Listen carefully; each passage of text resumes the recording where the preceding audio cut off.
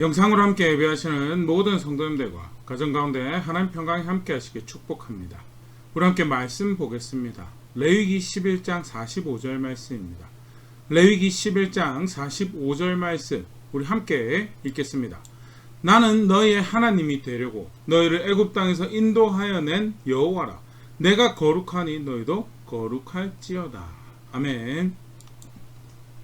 레위기 11장부터 15장 사이에 정결법에 대한 규례를 말씀하시면서 모세를 통해서 백성들에게 가르치시면서 그 목적이 무엇인가를 밝히고 있는 짤막한 말씀, 함께 요절 말씀을 읽었는데요. 백성에게 정결에 대한 규례를, 기준을 알려주고 그 따르게 하신 목적은 함께하는, 너희와 함께하는 내가 거룩하니 너희도 거룩하라고. 진 한가운데 거룩하신 하나님이 계시는 그 하나님과 함께하는 백성은 그 하나님의 백성처럼 거룩한 삶을 살아야 되고, 그래서 따라할 규례와 기준이 분명히 존재한다라는 것. 오늘 레위기 11장부터 15장 정결법 간단하게 살펴보고 또 우리가 살아낼 신앙 함께 생각해 보도록 하겠습니다. 11장부터 보면요, 11장에 기록되어 있는 주된 내용을 11장 46절 47절에서 이렇게 소개를 하고 있습니다. 이는 짐승과 새와 물에서 움직이는 모든 생물과 땅에 기는 모든 길짐승에 대한 규례니 부정하고 정한 것과 먹을 생물과 먹지 못할 생물을 분별한 것이니라. 하면서요, 부정한 동물이 무엇인지, 정한 동물이 무엇인지, 먹을 수 있는 생물과 먹지 못할, 가까이 하지 못할 동물이 무엇인지를 확인하고 있는 말씀이 레위기 11장 말씀이죠. 여러 가지로 그 확인하는 기준에 대해서 학자들이 의견을 이야기합니다. 제의적인 기준일 것이다, 상징적인 기준일 것이다, 또 윤리적인 기준일 것이다, 여러 가지 기준들, 또 위생적인 기준일 것이다. 다양한 학자들의 의견이 있는데요. 분명한 것은 사실 그 어떤 견해도 이 정한 것과 부정한 것을 분류하는 그 기준을 확실하게 설명을 못하더라라는 거. 개인적으로 보면서 흥미롭게 생각한 대목 하나 보면요, 레위기 11장 7절 말씀입니다. 돼지는 굽이 갈라져 쪽발이로 된 새김질을 못함으로 너에게 부정하니. 돼지는 부정한 동물이다라는 거.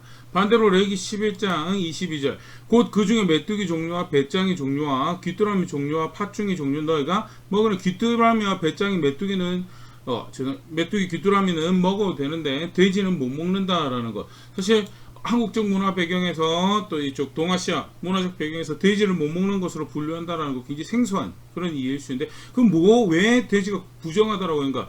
좀 전에 같은 본문처럼 굽이 갈라져서 부정하다라는 것. 굽이 갈라진 것이 왜 부정한가에 대해서 아까도 이야기했던 상징적인 의미 또는 제의적인 의미를 이야기했는데, 본문에서 이야기하는 제일 확실한 이유가 하나 있더라는 거예요. 본문에서 이유하는 레위기 11장 44절부터 보면요, 나는 여호와 너의 하나님이라. 내가 거룩하니 너희도 몸을 구별하여 거룩하게 하고 땅에 기는 길짐승으로 말미암아 스스로 더럽히지 말라. 거룩하신 하나님이 백성 삼으신, 자신의 백성 삼으신 그의 백성들을, 그렇기 때문에 거룩한 삶을 살아야 되고, 그 하나님께서 무엇이 깨끗하다라고 그 하나님의 기준으로 이야기하신 것이다라는 것이 본문에서 설명하는 대표적인 이유죠. 그래서 아까도 얘기드렸던 위생적인 시도, 위생적으로 설명하려고 하는 시도, 또는 윤리적으로 설명하는 시도, 다양한 시도들 하지만 사실 다 불분명하더라는, 그 불분명하고 확실한 것은 거룩하신 하나님이 이것이 정하다라고 한 것에 대해서 그 규례를 따라서 거룩해야 될 백성들이 따라야 할 기준이고, 내가 이렇게 규정하는 것이다 라고 하는 것에 대해서 본문이 이야기하고 있다. 그러면서 45절, 우리가 오늘 요절 말씀, 이것도 말씀이죠. 나는 너의 하나님이 되려고 너희를 애굽 땅에서 인도하여 낸 여호와라. 내가 거룩하니 너희도 거룩할지어다. 다시 한 번 더 확인하는 것이 하나님 거룩하시고 거룩하신 하나님의 백성으로 너희도 거룩하여야 된다라는 것. 그것이 사실은 이 정결법을 주시는 목적이죠. 그래서 정한 것과 속된 것, 부정한 것을, 거룩한 것을 구별하여서 너희가 취해야 되고 가까이 해야 된다라는 것. 그리고 이것이 그 기준이다라고 알려주시는 것이 특별히 동물과 음식과 관련해서 주셨던 말씀이 레위기 11장 말씀이다라는 것.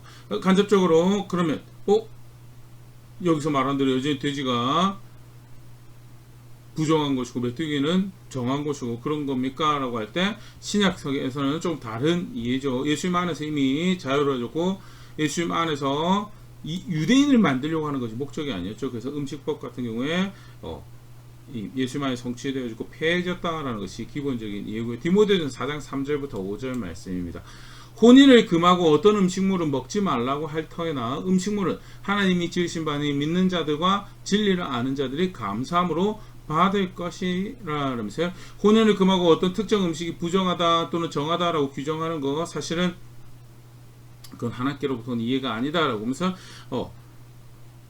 신약에서 가져야 될 바른 이해는 음식물을 하나님께서 지으신 바니 감사함으로 받으라 라고 이야기하면서 4절 하나님께서 지으신 모든 것이 선함에 감사함으로 받으면 버릴 것이 없나니 감사함으로 받으면 버릴 것이 없다라는 거 이미 구약에서 이해랑 이스라엘 주셨던 거랑 다른 이해를 가지고 모든 것이 선하다라는 거 그러면서 마지막 쐐기를 박는 말씀이 디모데전서 4장 5절 하나님의 말씀과 기도로 거룩하여짐이라 하면서 신약 백성 예수 그리스도 안에서 백성이 거룩한 삶을 살아가는 것은 말씀과 주시는 은혜로 말미암아 거룩하여진다라는 건 확인을 하고 이게 신약의 이해고요. 그러나 구약 이스라엘 백성들 당시에는 하나님께서 이 규례를 주심으로써 백성이 구별된 삶을 살아가고 특별히 그 하나님의 기준에 충족해서 자신이 이미 어떤 선한 것이 아니라 하나님 기준에 충족해서 하나님께로부터 세상에서부터 주변에서부터 분리되어서 하나님께로 구별되어진 백성의 삶을 살아야 하고 그런 규례를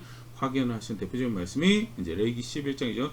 레위기 11장부터 해서 일단은 간략하게 이 16장의 대속죄를 가르치기 전에 15장까지 정결함에 대해서 규례를 쭉 말씀하십니다. 12장에서는 어떤 말씀이 소개되어지고 있는가라고 할 때 레위기 12장 2절 말씀입니다. 이스라엘 자손에게 말하여 이르라 여인이 임신하여 남자를 낳으면 그는 이래 동안 부정하리니 곧 월경할 때와 같이 부정할 것이요 산모에 대한 정결법이죠. 규례죠. 그래서 남자를 낳으면 이래 동안 부정하고 5절에 여자를 낳으면 그는 두 일에 동안 부정하리니 월경할 때와 같을 것이며 사녀리 깨끗하게 되면 66일을 지내야 하리라 라면서요. 산모에 대한 특히 이제 아이를 출산을 하게 되면 피를 흘리게 되고 여러 가지 모습에서 부정하다라고 이런 모습은 부정하고 이런 과정을 통해서 정결함을 얻어라라는 산모에 대한 정결법을 가르치고 계시는 것이 레위기 12장입니다. 사실 학자들이 대다수 보편적으로 이야기하는 것이 출산을 한 여자가 회복이 필요한 그 기간을 배려받고 그 기간 동안에 보호받고 격려되어지는 그 시간을 또한 확보하는 그런 배려가 담겨있는 그런 규례로 그게 저변에 까이는 거 그것이 표현이 부정하다라고 표현이 되긴 했지만 실제로 성경에서 가지고 있는 아이의 어머니 또는 아내에 대한 기본적인 이해는 베드로는 3장 7절 남편들아 이와 같이 지식을 따라 너희 아내와 동거하고 그를 더 연약한 그릇이요 또 생명의 은혜를 함께 이어받을 자로 알아 귀히 여기라 이는 너희 기도가 막히지 아니하게 하려 함이라 하면서 아내를 어떻게 여겨야 되는가 연약한 그래서 배려하고 아껴줘야 되는 그릇이고 무엇보다도 하나님의 유업을 함께 이어받을 생명의 은혜를 함께 이어받을 자로 알아서 귀히 여겨야 돼. 유업을 함께 이어받을 자이지 유업에서 배제되고 소망에서 배제되고 약속에서 배제되는 존재들이 아니다라는 것. 그러나 사실 우리가 지금 살펴보는 레위기 말씀은 주로 학자들이 추정할 때 주전 1500년 경에 지금으로 치면 약 3500년 전에 쓰여진 말씀으로 주어진 말씀으로 그렇게 학자들이 이해를 하고 있거든요. 그러니까 쉽게 말해서 우리 지금부터 500년 전 조선시대 여자 인권을 생각하고 그거보다 1500년 전 예수님 당시 지금으로부터 2000년 전에 여자 인권을 생각을 하고 그로부터 1500년 더 전에 여자들의 인권을 생각을 한다면요. 사실은 남자와 같이 동일한 보편적인 이해가 남자들이랑 동일한 어떤 인권을 가진 존재로 권리를 가진 존재로 여김받지 못했죠. 그러한 상황에서 그 당시 사람들이 받을 수 있는 말씀으로 규례를 해서 여자를 배려하고 있다라는 것으로 이해하면요 부정하다, 속되다, 죄송합니다. 그 속죄해야 된다 이런 표현들이 가지고 있는 배려의 의미에 대해 좀 더 의도하신 대로 읽을 수 있으리라 생각되죠. 기본적으로는 베드로는 3장 7절에 말씀하신 것처럼 여자들도 유업을 함께 이어받을 자로 여겼던 것이 하나님께서 여자를 보시는 관점이었다라는 거. 분명한 것은 산모에 대한, 사실 그 앞에 11장에 등장한 것도 있죠. 동물도 그렇고 음식도 그렇고 일상생활에 맞닥뜨릴 수 있는 아이를 출산하고 하는 모습도 우리가 일반적으로 평행 일반 살아가는 모습에서 그 한 편을 장식하고 있는 보편적인 일반적인 모습이죠. 그러나 그 가운데서도 하나님 백성이라고 하면 구별되게 살아내야 돼 정결한 것이 있고 거룩한 것이 있다라는 것을 규례로 확인하고 있는 정황들 눈여겨보면서 보일 수 있으면 좋겠고, 그것이 레위기 12장에 가르쳐지고 있다라는. 레위기 13장 14장에 걸쳐서는요, 나병이라는 표현이 이제 주로 많이 등장을 하는데 번역에 조금 아쉬움이 있다라고 학자들이 이야기를 합니다. 실제로 그러니까 나병보다는요, 악성 곰팡이로 인한 피부 질환 또는 의복에 피는 문제, 주거지 피는 문제 등에 대한 규례를 가르치신 거고, 레위기 14장 54절부터 57절 말씀에 간략하게 요약해서 이렇게 표현을 하고 있습니다. 이는 각종 나병 환부에 대한 규례니 곧 옴과 의복과 가옥과 나병과 돋는 것과 뾰루지와 색점이 어느 때는 부정하고 어느 때는 정함을 가르치는 것이니 나병의 규례가 이러하니라 하면서요, 의복과 또는 주거지 가옥에 대한 이것도 있는데 그걸 나병이라고, 사실 우리가 지금 요새 사용하고 있는 표현의 한센병하고는 다른 질병인 것을 보일 수 있고요. 그래서 각종 피부질환, 나병을 포함한 각종 피부질환과 의복과 주거지에 대한 규례로 학자들이 이해를 합니다. 먼저 13장 2절 보면요, 만일 사람이 그의 피부에 무엇이 돋거나 뾰루지가 나거나 색점이 생겨서 그의 피부에 나병 같은 것이 생기거든 그를 곧 제사장 아론에게나 그의 아들 중 한 제사장에게로 데리고 갈 것이요, 피부에 뾰루지가 생기고 피부에 뭐가 돋고 색점이 생기고 그래서 피부 질환이 생겼어요. 그러면 제사장에 가서 이것이 무슨 문제가 있는 것인지 의학적 분별이 아닙니다. 여기서 의학적 분별이 아니고 거룩하고 속되고 정하고 부정하고의 분별을 제사장이 하도록 그렇게 해서 그 다음에 규례를 따라서 격리되고 또 정결하게 하는 그 일을 할 수 있도록 하시는 정황들이 소개가 되어지고 있고요. 30절 제사장은 진찰할지니 환부가 피부보다 우묵하고 그 자리에 누르스름하고 가는 털이 있으면 그가 그를 부정하다 할 것은 이는 오민이라 머리에나 수염에 발생한 나병임이니라면서요. 옴이라고 하는데 그걸 나병이라고 칭하는 것을 봐서 이 나병이라는 이 번역 자체가 조금은 이렇게 정교하지 못했다라는 그런 정황들도 보일 수 있고, 옴 피부병의 한 모습이죠. 피부병의 한 모습으로 할 경우에 부정하다고 여겨져서 격리되어지고 절차를 따라야 되는 그런 규례가 또 소개가 되어지고 있고요. 44절 이는 나병 환자라 부정하니 제사장이 그를 확실히 부정하다고 할 것은 그 환부가 머리에 있음이니라 하면서요. 그 앞에 표현부터 보면 정황상 볼 때 유전적인 대머리보다는 질환으로 인한 대머리가 되는, 그래서 환부가 머리에 있다라고 일컬어지는 그런 피부 질환을 겪고 있는 경우요. 여기도 마찬가지로 규례를 주셔서 절차에 따라 정결함을 받을 수 있도록 그렇게 규례가 가르쳐주고 있는 정황들을 보일 수 있죠. 여기까지 피부 질환에 대한 내용이면요, 레위기 13장 49절에는요 의복에 대한 규례가 또 기록이 되어 있습니다. 그 의복에나 가죽에나 그날에나 씨에나 가죽으로 만든 모든 것에 병색이 푸르거나 붉으면 이는 나병의 색점이라 제사장에게 보일 것이요. 그래서 여기도 나병이라는 표현이 되고요, 의복에 나병이 되지 않죠. 그래서 학자들이 쉽게 이제 이 이름을 지은 것이 악성 곰팡이와 관련된 피부 질환 또 그 의복 또 주거지 문제를 일으킨 부분 관련해서 규례를 주신 것이다라고 13장 14장을 표현을 합니다.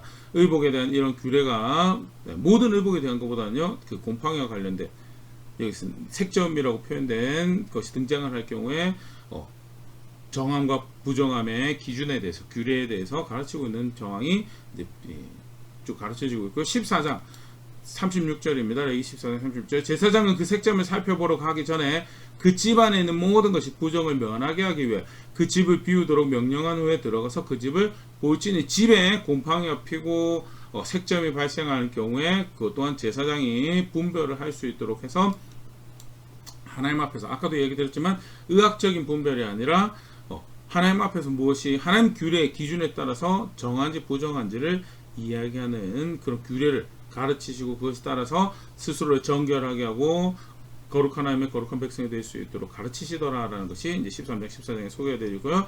15장 같은 경우에는요, 유출병에 대한 규례입니다. 15장 32절, 33절에 이렇게 요약을 하고 있는데요. 이 규례는 유출병이 있는 자와 설정함으로 부정하게 된 자와 불교기에 앓는 여인과 유출병이 있는 남녀와 그리고 불결한 여인과 동침한 자에 대한 것이니라 라면서요.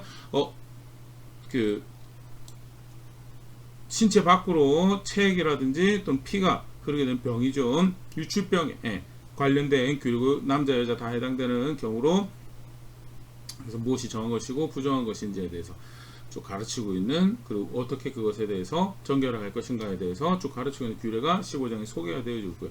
다시 한 번 더 이런 규례가 주어지는 것에 대해서 목적을 확인하는 것 15장 31절에 볼 수가 있습니다. 15장 31절입니다. 너희는 이와 같이 이스라엘 자손이 그들의 부정에서 떠나게 하여 그들 가운데 있는 내 성막을 그들이 더럽히고 그들이 부정한 중에서 죽지 않도록 할지니라 라면서 이스라엘 자손이 그들의 부정 가운데 떠나서 진한 가운데 하나님의 임재를 상징하는 성막이 있고 그 성막과 함께하는 백성이 성막과 함께하는 자리에서 부정을 저지르지 않도록 부정을 정하면 사실 바로 문맥에서 그 앞에 등장했던 사건이 다른 불을 가지고 와서 나답과 아비고 아론의 아들이었던 명령대로 임직식 해서 불이 내려오는 것을 그 제사에 함께했던 제사장이 다른 불을 들고 와가지고 타 죽는 일이 발생을 했던 바로 그 앞에 사건이죠.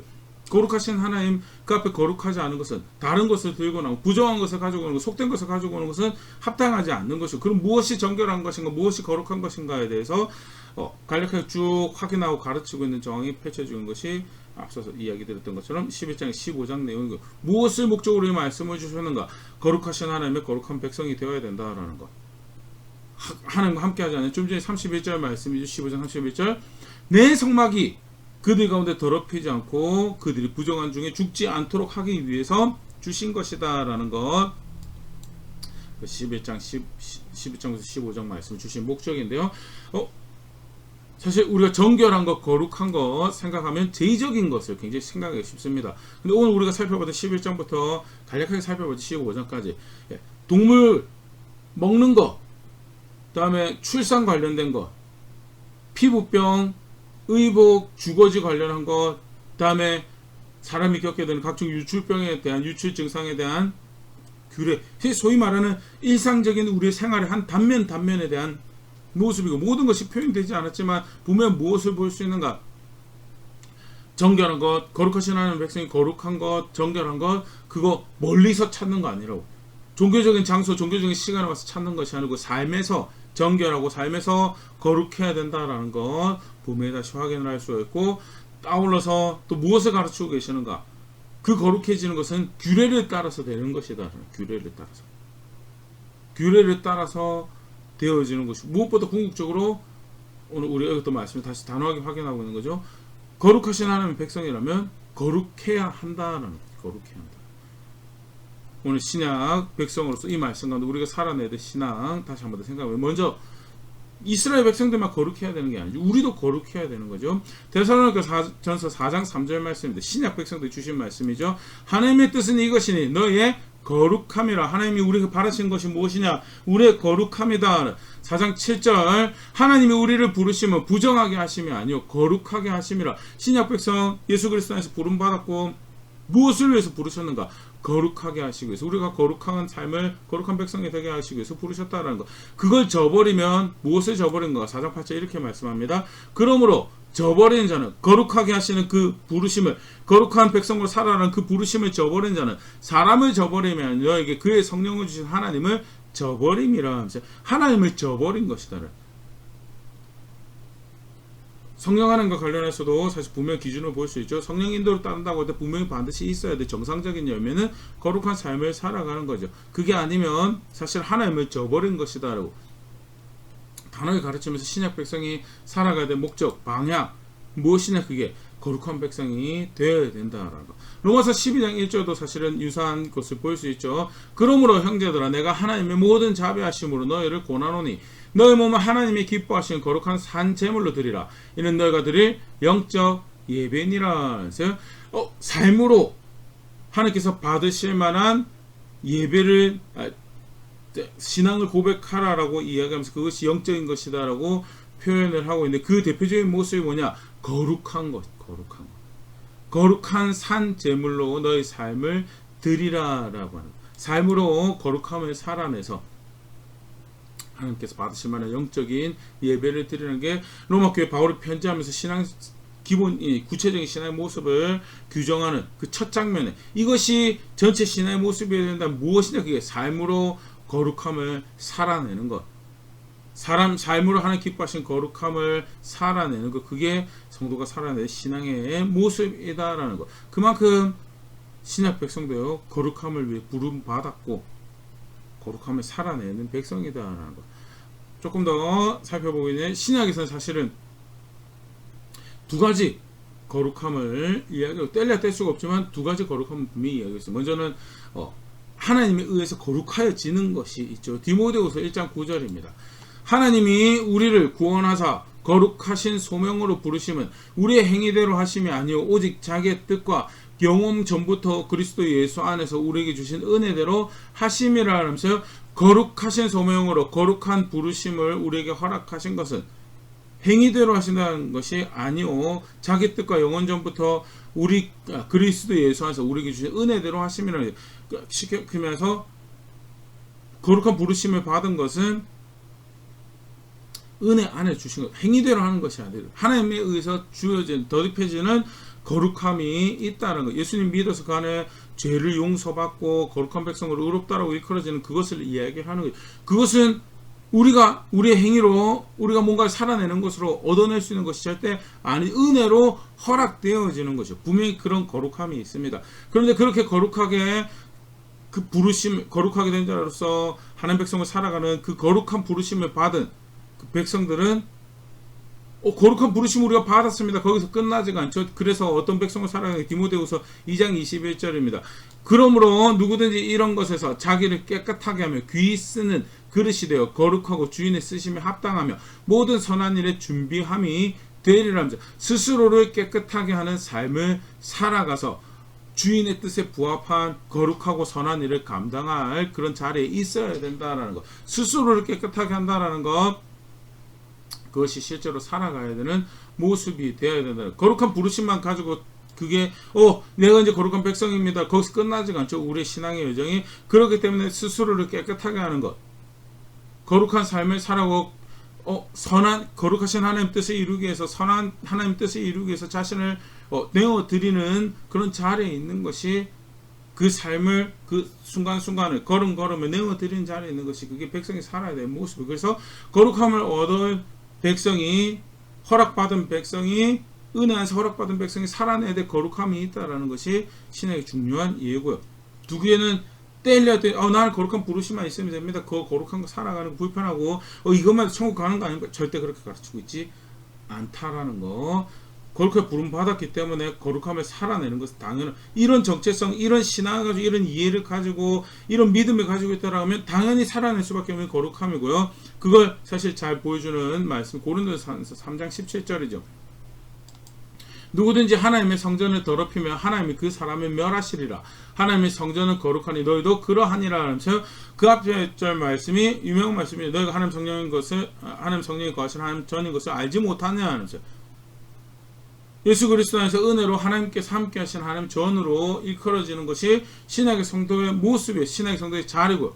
실제로 그렇다면 어떤 삶을 살아야 되냐? 그 성전을 더럽히지 않는 자리에 살아가야 된다는 하나님의 성전은 거룩하니 너희도 그러하니라면서 거룩하게 여김 받았기 때문에 거룩한 삶을 살아야 되고 반대로 거룩한 삶을 살아가지 않고 깨끗한 삶을 살아가지 하나님 앞에서 깨끗한 삶을 살아가지 않고 성전을 하나님께서 성전이라고 칭한 교회를 자기 자신을 더럽힌 자리에서 하나님께서 그 사람을 쉽게 말해서 그거는요 하나님 향한 바른 신앙이 아니다라는 거죠. 바른 신앙이 아니다라는 것.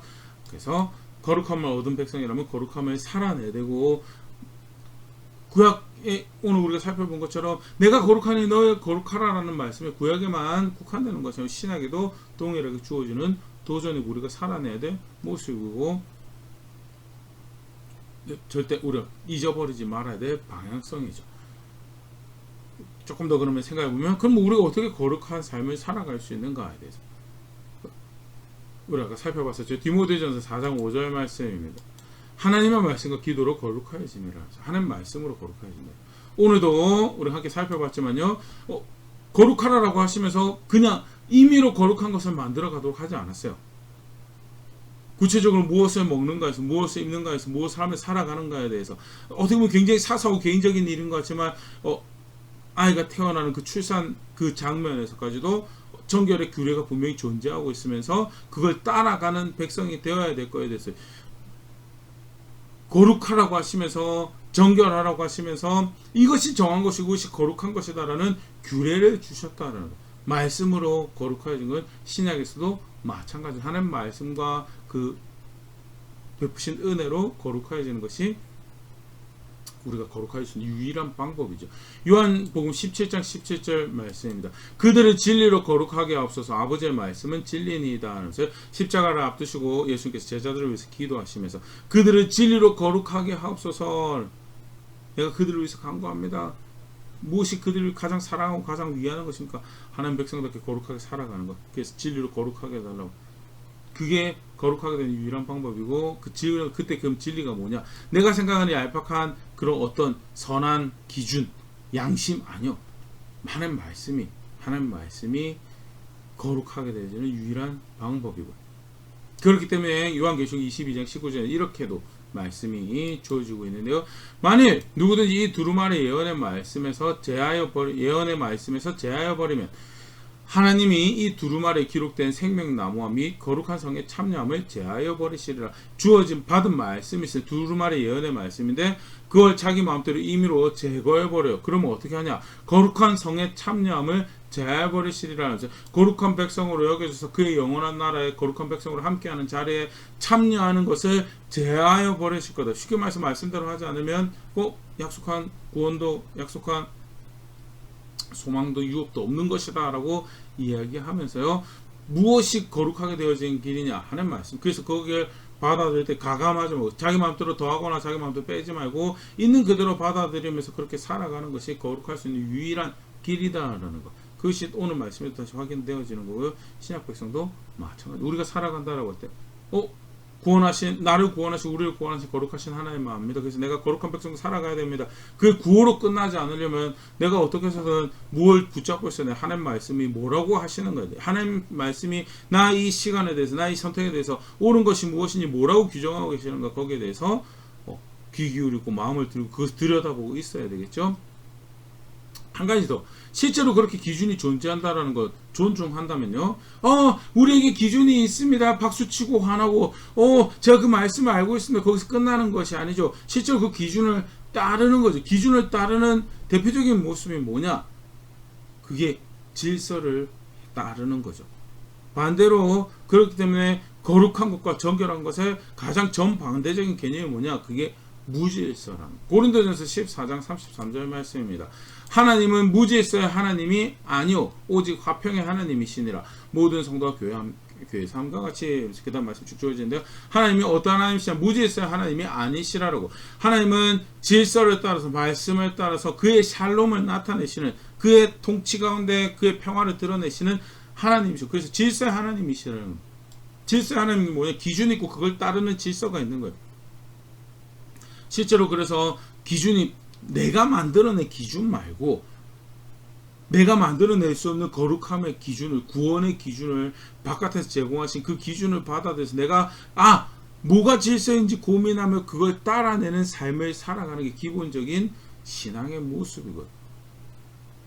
진 가운데 성막이 있고 아들을 통해 주신 은혜 가운데 함께하는 은혜가 있는 신약의 백성들이 살아가는 모습, 질서를 행하면서 그 기준을 존중하는 말씀을 존중하는 실제적인 삶을 살아가는 것이 신앙이고요.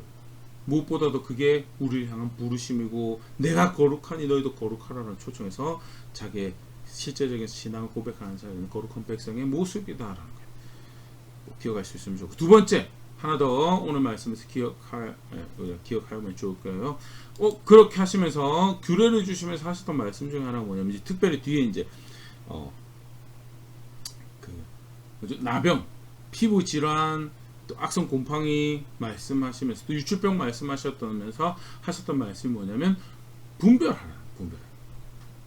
특별히 이 구약의 상황에서는 분별하는 그 직임을 맡은 사람들이 있어요. 제사장이 그 분별하는 일을 해야 되죠. 지난 시간 살펴봤던 말씀 중에 한 부분인데요. 제사장이 원래 뭐 해야 되냐? 레위기 10장 10절 말씀입니다. 그리하여야 너희가 거룩하고 속된 것을 분별하고 부정하고 정한 것을 분별하고, 거룩한 것이 무엇인지, 속된 것이 무엇인지, 정한 것이 무엇인지, 부정한 것이 무엇인지 분별하는 자리에 있어야 되는 것이 제사장이고, 그것을 팔 수 없도록 만든 대표적인 기물이 술을 마시는 거죠. 취하는 거죠. 취하지 말, 술 마시지 말라라고 하는 말씀 그 앞에 등장하라고 있고, 뭐 때문에 마시지 말라고 하냐? 분별해야 돼. 무엇이 거룩한 건지, 무엇이 속된 건지, 무엇이 부정한 건지, 정한 것이 분별해야 된다. 실제로 하나님께서 제사장에게 바라셨던 것이 그 말라기 2장 7절, 일종의 청사진 같은 말씀인데요. 제사장의 입술은 지식을 지켜야 하겠고 사람들은 그의 입에서 율법을 구하게 되어야 할 것이니 제사장은 만군의 여호와의 사자가 됨이거늘.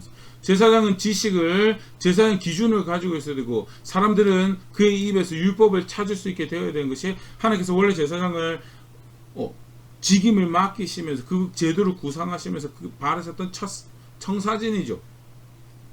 그래서 법을 그들에게 주시면, 규례를 그들에게 백성에게 주시면서 제사장이 그 일을 위임을 가지고 분별하는 자리에 있을 수 있도록 하신 것이 하나님께서 하신 거죠. 신약에 우리는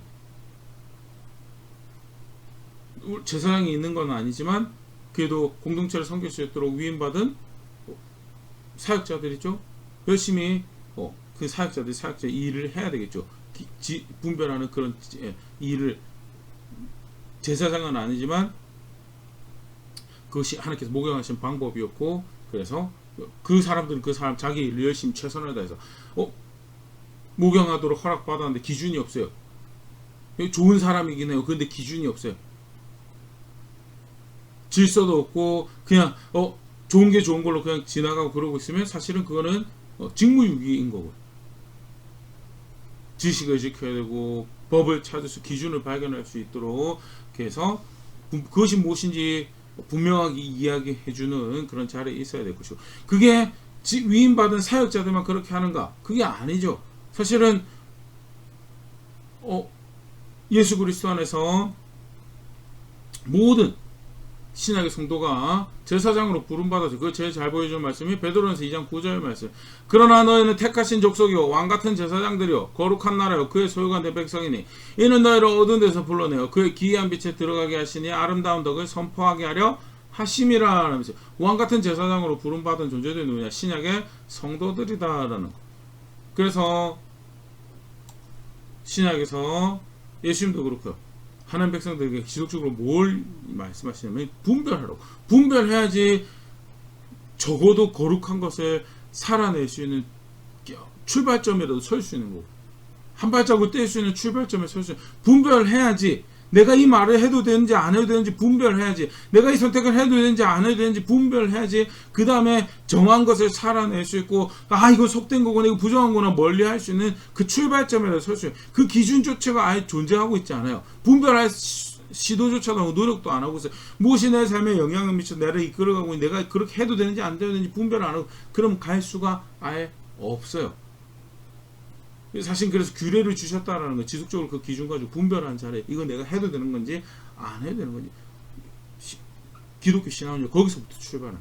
마태복음 7장 16절, 그들의 열매로 그들을 알지니 가시나무에서 포도를 또는 엉겅퀴 해서 무화과를 따겠느냐라면서요.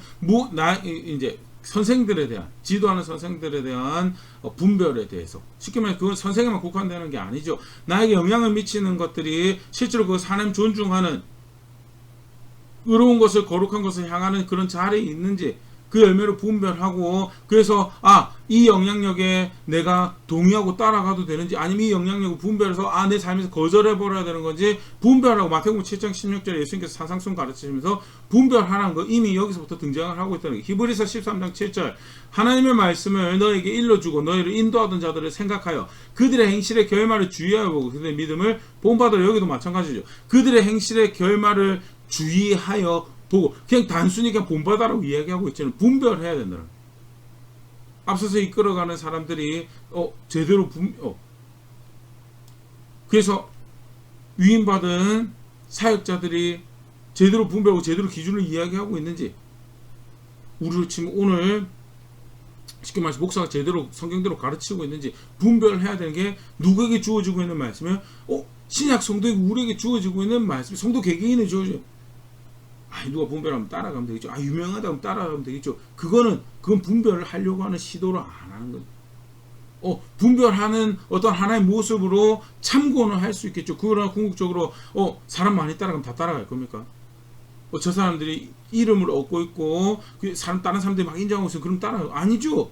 내가 뭐가 옳은지 아닌지 기준을 알고 있어서 그거 가지고 분별하는 자리에서 궁극적으로 이건 내가 해야 되는 겁니다, 안 하는 겁니다, 책임감 있게 이야기할 수 있는 거죠. 분별하라고 이야기하셨는데, 주의하여 보고 생각하여 보고 열매가 뭔지 보고 분별하라고 말씀하고 계시는데, 요한일서 4장 1절 더 노골적으로 말씀하십니다. 사랑하는 자들, 영을 다 믿지 말고 오직 영들이 하나님께 속하였나 분별하라. 많은 거짓 선지자가 세상에 나왔습니다. 분별해야 되는 자리. 분별을 해야지 거룩한 거를 가든지 말든지를 할 수가 있고, 정한 거를 가든지 말든지를 할 수 있고. 분별하지 않으면요 절대 못 가죠. 뭐가 기준일지 모르고 이미 그냥 그때 마음이 편하는 걸 하고 있었다는, 분별을 하고 있지 않았다라는 것을, 그때 마음 편한 걸 그냥 하고 있었다라는 것을 반증하는 거고요. 무엇을 향해야 되는 백성인지 실제로 살아내는 수고를 하지 않았고 그냥 경건의 모양만 가지고 있었던, 종교적인 예식만 가지고 있었지, 실제 정말 그 경건의 능력이 되는 하나님의 말씀은 주의 깊게 들여다보고 있지 않았다라는 것을 반증하는 모습입니다. 정직하게 말씀 앞에서 신학 다시 한번 돌아보면서요, 분별하라고 합니다. 규례를 주시면서 분별해서 정한 것을 살아내라. 왜? 내가 거룩하고, 거룩한 내가 너를 내 백성 삼고 내가 너희 진 가운데 나의 거처를 두고 나의 거룩함을 너희 가운데 드러내기로 작정했습니다.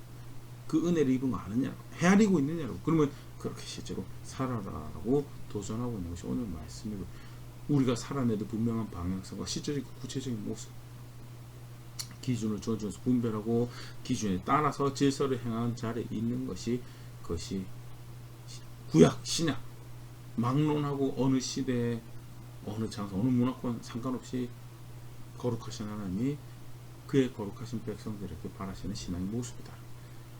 간단하게 오늘 정결법 같이 살펴보면서요, 또 우리 신앙 중요하게 살아가야 될 모습들을 다시 확인해 봤는데요.